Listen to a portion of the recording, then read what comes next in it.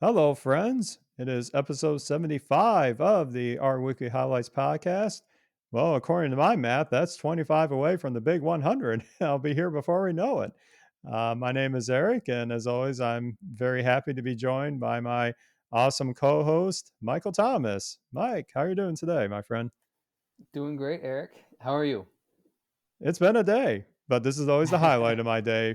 But yeah, we're happy to geek out about some more great art content here. And we got a supersized episode for you all today because we have four highlights to talk about. So we're going to dive right into it. And this week's issue was curated by my good friend, Jonathan Carroll. And by the way, John, congratulations on your new role that you just went into. Best of luck with that. It's great to see you still involved in kind of the health industry. We can always share stories about that. But you also had great help from our weekly team members and all the contributors like you listening around the world. So first, we're going to get our teaching hat on for our first highlight. And as for me, one of the newer, at least to me, concepts that I've tried to adopt when I'm either trying to teach others about statistics or statistical computing with R is the idea of the audience or the students coming in with different learner personas. Now, you might have one persona who is someone who has got extensive experience with software development across multiple stacks, but maybe they're still getting up to speed in their knowledge of data science. Or others that have this extensive mathematical and statistics and data science training, but yet they have not really delved into programming very much.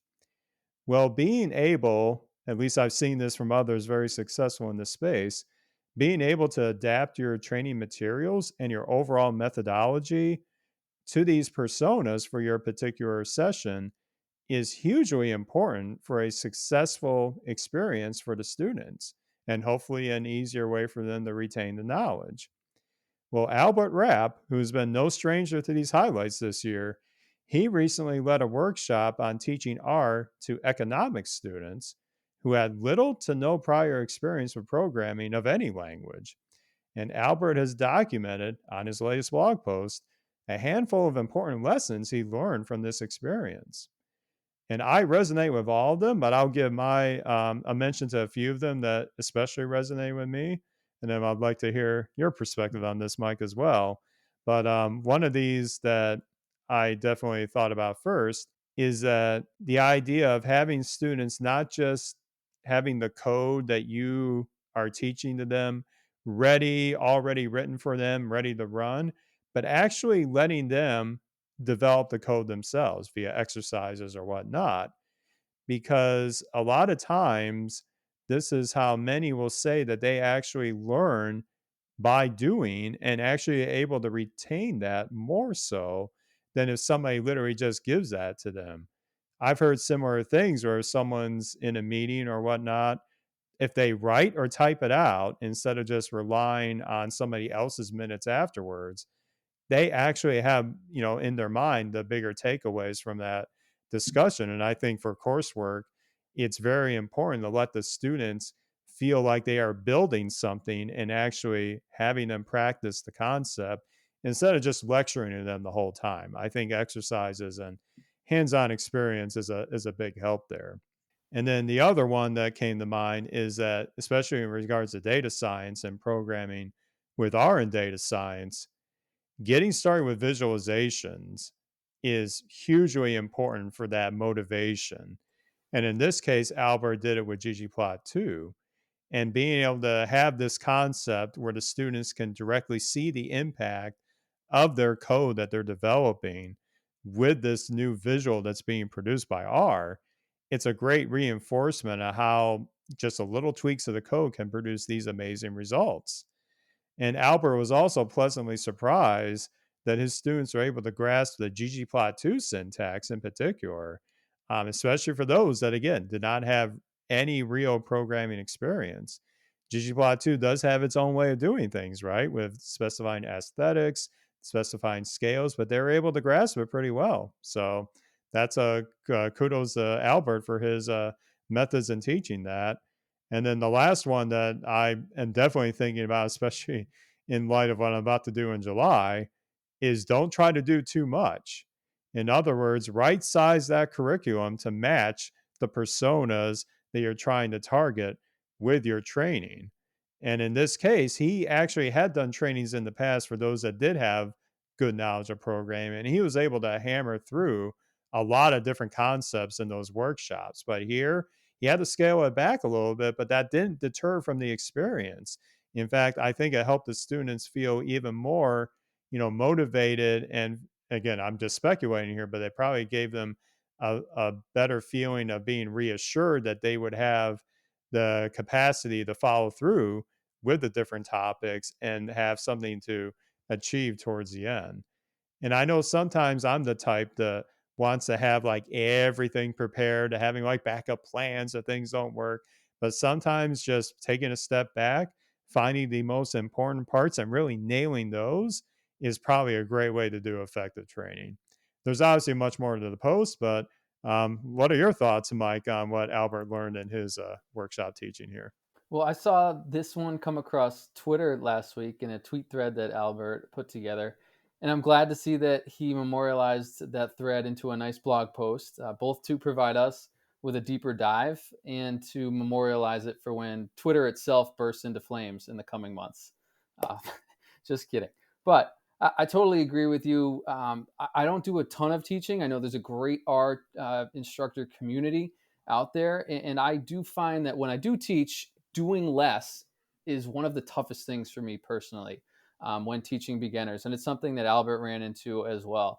I'm endlessly fascinated, just being a nerd, by diving down little rabbit holes that exist everywhere in R. And you know how passionate I am about bringing in software engineering best practices into your R code, but you can't introduce that stuff at the beginning of a learner's journey. You have to get them excited about what you can do in R and forget about the nitty gritty details of exactly how it all works under the hood, at least in the beginning, I think. And it's interesting to note that he thought that starting out with ggplot and visualization was the way to go because the R for DS book itself, I think Hadley intentionally writes, and this is the way that the book starts, that they led off with building a ggplot because they thought that that was the best way to get the reader, who might be a new learner, to buy in to R. So it sounds like we have some more evidence based upon Albert's lessons for starting with ggplot when teaching beginners. He also provides a really nifty tip for highlighting specific points on a scatter plot with dplyr slice function that's implemented with some really legible code for new learners to grasp why it worked the way it did. And one of the tricky things I think in teaching anyone R is that there are many ways to do the same thing. And Albert highlights the way that we can use the $ operand, dplyr's pull function, and square brackets to access the data in a specific column of a data frame. That's confusing to a new beginner. Personally, I learned base R techniques first and learned the tidyverse years later, but Albert advocates for only choosing one way to show the learners how to do a particular task. It advocates for the tidyverse and try to make it the way that they will most likely encounter when they're out in the wild after they leave your class. And lastly, he does also advocate for the use of pipes so that you don't have to repeat the data argument in your dplyr functions, allowing the user to focus on, I think, the more important parts of what those functions do and build that sort of dplyr recipe that I think is a lot more intuitive to new learners. So really appreciate Albert putting together the lessons that he learned from teaching. I think that's something we talk about that folks don't do enough of, is putting the things that we learned the hard way out there in blog posts for others to be able to read and to be able to help them have a little easier time in their journey. You bet. And Albert, yeah, I really enjoyed a lot of his posts lately. But this is very approachable, and you're right. We need more of this. The cliche is shared learning, but it's like sharing the experience. It's not just about the nuts and bolts of what happened. It's really the things that we can learn from it and the ways that we can improve our methods. And I admit I probably in the past struggled with trying to do a bit too much in my previous workshops that I've led, and that's why I'm trying to really right size the approach I do in a few months with our studio conference shiny workshop. But seeing this was a good time for me as I begin to scope out the material and not feel completely overwhelmed at the same time.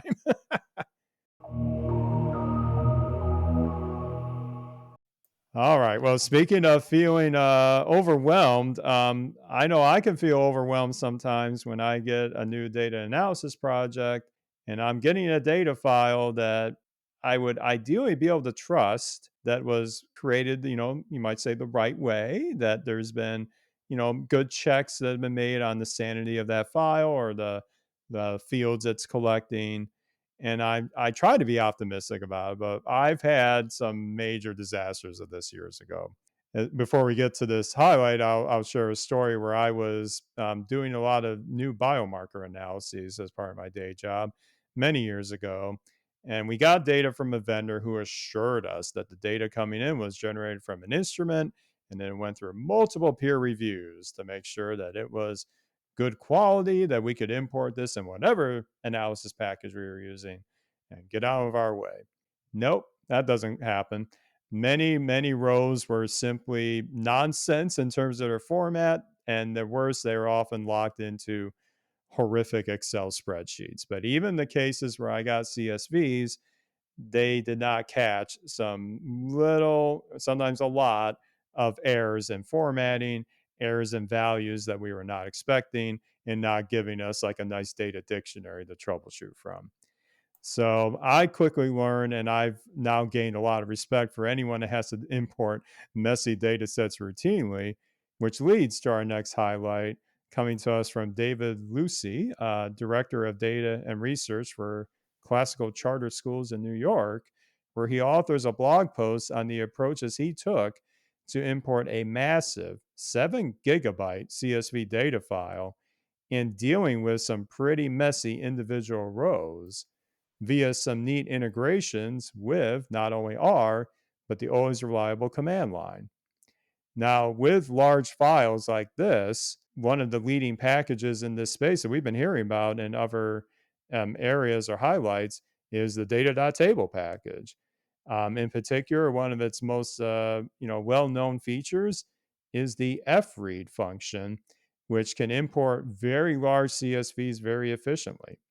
So, of course, that's a great approach to take for tackling this data file the first time.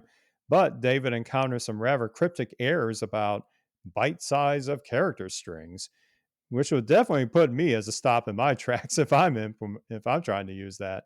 But what I did not know until reading this post is that one nice feature of the fread function is having an optional way to hook into a command line utility or command line in general for dealing with errors in this importing process. With open source, there's always choice. And David outlines in the rest of this post about 4 or 5 choices for these command line utilities to deal with these messy CSVs, some of which performed very well, some of which took a long time. They each kind of did something a little differently, but he exhaustively looks at the trade offs of each of these and then ends up with one of the utilities that I believe was written in Rust, a language that's getting a lot of praise in the dev community for being performant with advantages like with C, with some other safeguards in front of it. I do not code in Rust, but I hear good things about it. But again, the nugget for me was knowing that things like fread can kind of get that little extra help from the command line utility when you need it. Hopefully, you never need it, but it's nice to know it's there. And so the rest of the post is a pretty fascinating read into like the trials and tribulations that David went through to try out the finding the benefits and trade-offs of each of these additional add-ons to his importing function. So it's definitely another kind of tale from the crypt almost of data importing nightmares, but certainly fun things to learn about there.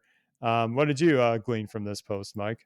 I think we could probably easily turn this episode into a data therapy session if we want to. Corrupt flat files are an issue I think everybody's run into in the past. And let me be the first to share my overall experience. Not fun. Not fun at all. A common issue is having, I think, a row or a couple of rows scattered around that have the wrong number of columns, which I think is what David was running into in his analysis. Probably because the data in that row should not be there, or a delimiter was missing, or there's an extra delimiter. I know that data.table and the reader package, both do a really good job, in my experience, of actually articulating where these errors occur in the file. I think they literally both point out the rows where it found corrupt data, and Reader even creates a separate, neat data frame, I think, in your global environment that articulates the issues found. But I haven't run into David's issue where you have corrupt data and the data appears to be so large that you can't even get the function to articulate where the issues lie. Right. But he references Jansen's book, Data Science at the Command Line, as a critical resource in his journey to a solution in this blog post. And I'll second that resource as a fantastic book. And whether we like it or not, if you spend enough time doing data science, you'll inevitably have to deal with the command line at some point. So we might as well embrace it, right? But David uses a combination of command line tools, which he shows how to install, and R packages to finally weed out the corrupt data from his giant CSV file and start analyzing the data he's after. So this story does have a happy ending.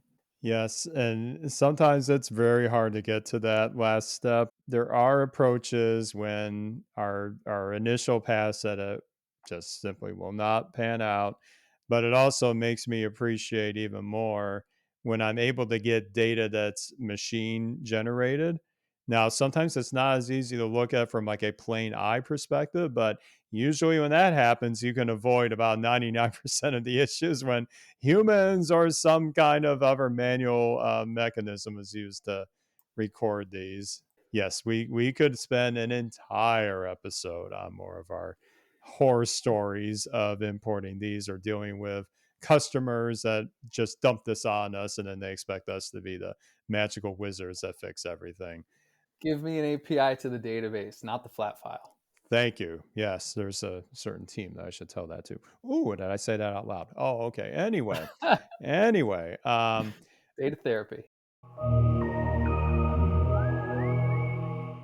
hopefully you don't need a lot of therapy for our next highlight. Actually, one of the very novel statistical methodologies that R is extremely proficient in, and I speak to this from working with many in my group that specialize in this, is Bayesian analyses. And there's a lot of different ways to do that.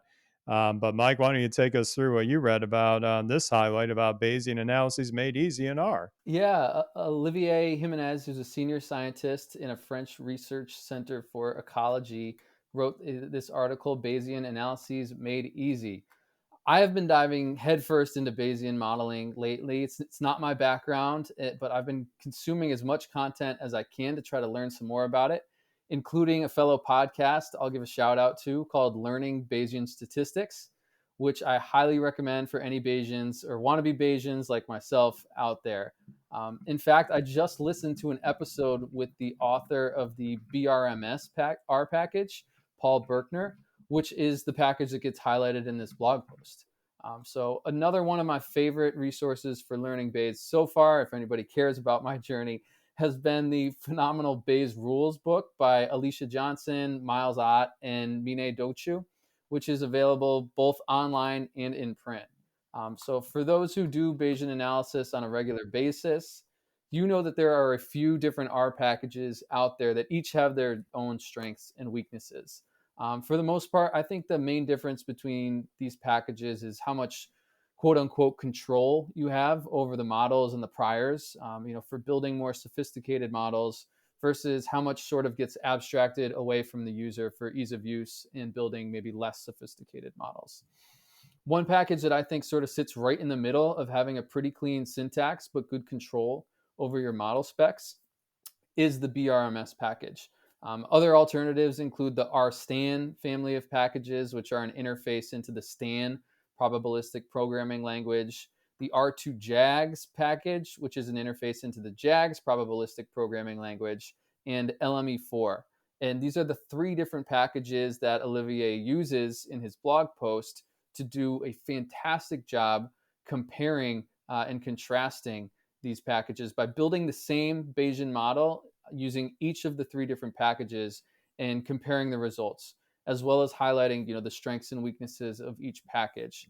He also shows some really nice ways to visualize the posterior distributions that you get out of each model using a package I wasn't familiar with, literally called posterior. So phenomenal blog if you're like me, either just stepping into Bayes, or if you know that there is a Bayesian package that you're using right now, but you know that there's a couple others and you want to understand sort of the benefits and drawbacks of using these different packages, and maybe the way that they go about building models syntactically, and the differences between those, to figure out what might fit your workflow the best. So great job. Awesome to see some diversity in our highlights this week, and bringing in a little Bayes. Yeah, and I've been exposed to some of the more traditional packages in this space, like Jags in particular. At the day job, we have a few apps or internal packages that are literally built upon that. And I've always been kind of keeping a peripheral eye on things like Stan and was it BRMS as well as a great perhaps alternative that might either be more performant or maybe it's a little easier to extract results out of. So I think having this, in essence, is reads to me kind of like a cookbook like reference where you can look at the same example multiple ways and you can make the call yourself where you want to put your investment in terms of coding up these examples for your projects with a Bayesian flavor. One thing that I hope gets easier in the future with respect to these packages is maybe I'm too greedy here, but getting as much performance out of it as we can get because I know things like convergence and generating the posterior probabilities can be a quite time consuming task of all the MCMC chains and the like. Um, I know I've had a very senior leader many years ago may almost force me to make my apps generate models in 1 minute or less.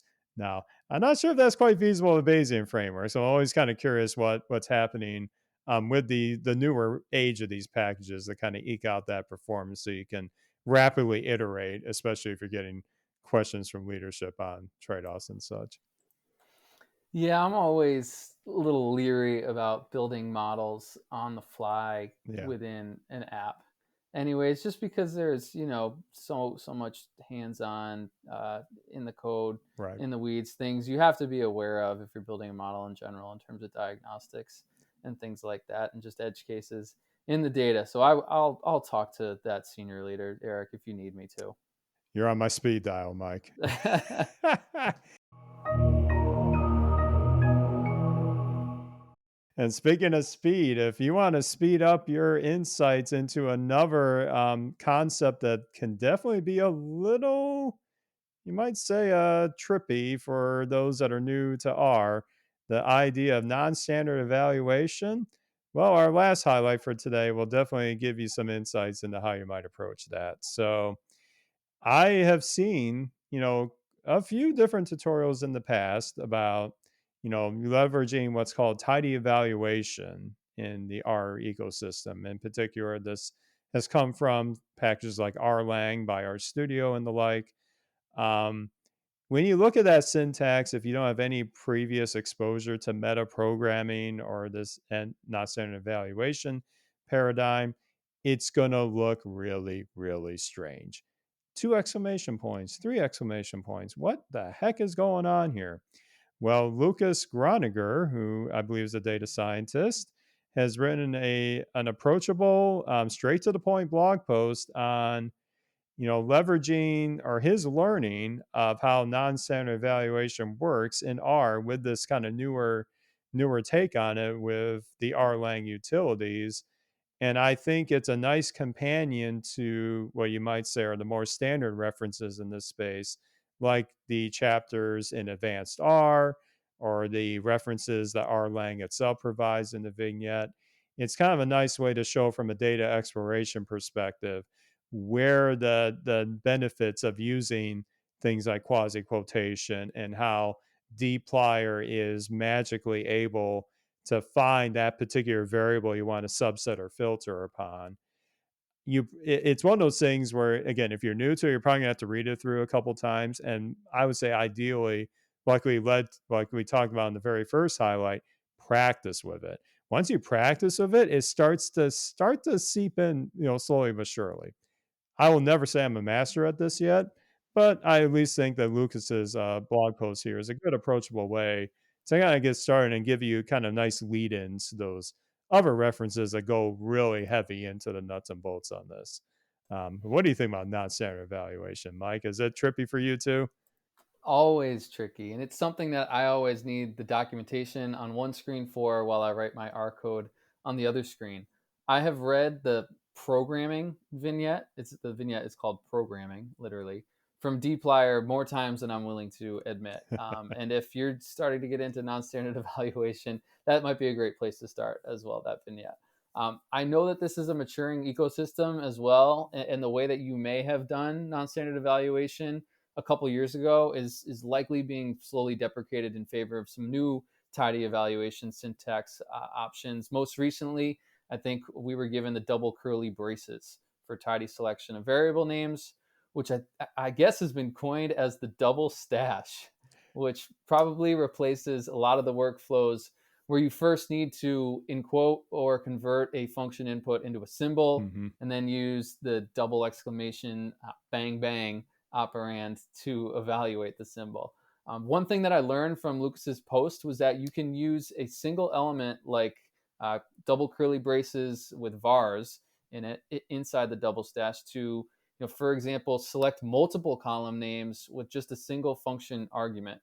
If you don't know what I mean, check out the blog post. It's hard to articulate on a podcast episode, but imagine just having a function argument just called vars that allows you to select multiple allows you to call multiple columns in a data frame for doing something like dplyr select. So really nice to just be able to do that with a single argument. I also learned about the tidy select function called eval underscore select, which can allow you to build your own custom function that can take a tidy selection adjective like starts with as a function argument to select particular columns that start with something. These blogs that compare multiple ways of accomplishing the same thing are always my favorite blogs. And maybe in a very full circle way, the reason why I have trouble teaching R because it is so hard to choose just one method. I totally get that. And sometimes I have these favorite methods that in some situations will apply everywhere, but then there are others where I'm like, I know there's more than one way to do this. I don't know if this is the best way to teach for a certain like we talked about in the beginning, a certain persona that I'm targeting for that particular approach. But you know, it is good to have this as another reference in this space. And as I start to build more internal packages that depend on non-standard evaluation and tidy evaluation, I'm not sure if I'll ever get to the point where I don't have that reference on the other side of the screen. It's not intuitive to me yet, and maybe it doesn't have to be.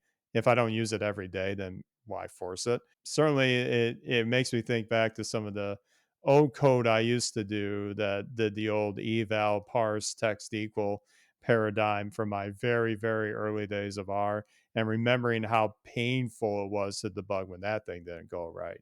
I have to give some credit to the Erlang authors, Lionel Henry and others at our studio, for at least trying to make more informative error messages when things go bad. Yeah, I mean, certainly I would say there's still a ways to go here, but having that enhanced debugging experience, I think will help adoption of this technique even more so. I totally agree. I totally agree. Were there any? I don't know if you checked out any of the other highlights from this week that were excellent, but I was reading one called "Getting Started with Python Using R and Reticulate," Oh, good one. which in the past I have explored doing, using Reticulate and bouncing between R and Python in chunks within an R Markdown, uh, R Markdown file. But it looks like that was a couple of years ago, I think, when it was just becoming possible to do so. And I think that there are, quite a few updates since then that make our lives a little bit easier with the Reticulate package. So if you are looking to dive back into that capability, like I am, I would definitely check out our weekly for that blog post called "Getting Started with Python Using R and Reticulate." Anything you saw, Eric? Yeah, that's a great find. One tutorial I saw in the tutorial section that's right up my container kick that I'm on these days is wrapping the NL Mix R package in a Docker container so that somebody that's interested in running that package can simply download that Docker image, boot up a container, have our studio up and running right there with the package installed and ready to go with every dependency, every other system utility already installed for it. I've been on record multiple venues and saying that my new container setup for all my dev projects in the open source space have given me so much more flexibility and freedom to try out new things and keep my host system pristine for things like podcasting and streaming, because that is so important to me. But it's also the ability of getting a step closer to that reproducible environment. And as long as somebody has Docker available, they could simply pull my dev environment down. They can pick up right where I left off, or we can, do pair programming or something. And I don't have to worry about them being on Windows or Mac and having their set of compilers be different. It's a standard environment. So I'm impressed that the NL Mixer project has this nice way of putting their package into a container so that you can all experience it the way that they developed it intended to be. So I will definitely be checking that out. Good find. yeah, well, there's always a bunch of those in our weekly. Every issue is this, and this one definitely has many more than what we touched on here. And where can you find that? Well, that's easy. It's ourweekly.org. That better be bookmarked in your notes by now. We've been doing 75 episodes about this. I kid, I kid. But we are also very much appreciative of all your contributions around the world. We definitely rely on your pull requests and replying to us on Twitter for the links that you're finding that can benefit the community. And geez, I believe I'm actually the curator for this upcoming issue. So I'll be pulling double duty this time. So I could definitely use the help, especially of other things happening this week. So definitely head over to the GitHub repository for our weekly, where you'll see the draft of the upcoming issue. Feel free to send a pull request for any links you'd like to share with the broader community. And believe me, I will be watching that closely so we can get your recommendations in there. But yeah, that'll wrap up episode 75. That's a great number. We're going to trug along the rest of the way. And we'll be back with another batch of our weekly highlights next week.